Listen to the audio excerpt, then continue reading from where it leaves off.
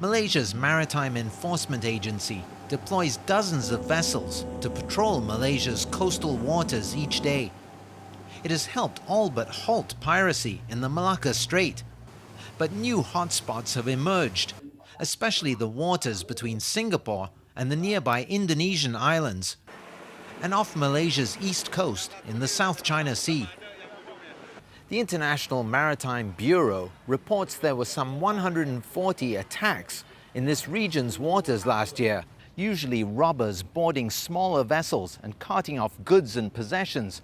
But there were also 16 cases of pirates successfully hijacking vessels. These were mostly small tankers whose oil or diesel cargo the robbers then siphoned off. Enforcement officials from across the region came together in Kuala Lumpur recently to look for ways to combat the threat, including boosting collaboration. The connectivity between my organization, MMA, with other ASEAN equivalent of my organization is not that mantap yet, not that strong.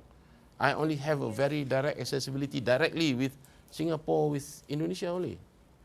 So I want that kind of things to be happening with other agencies.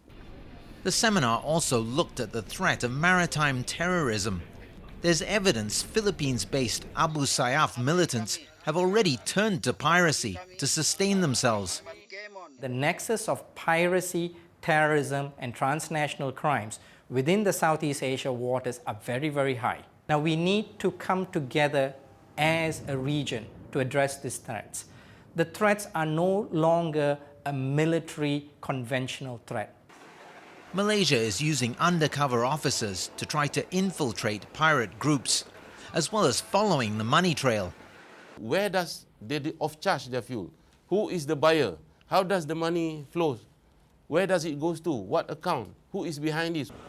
Malaysian authorities have caught and jailed some 6 groups of maritime robbers in recent years.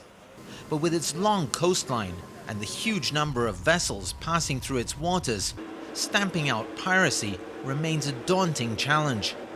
Rian Maelzer, CCTV, Port Klang, Malaysia.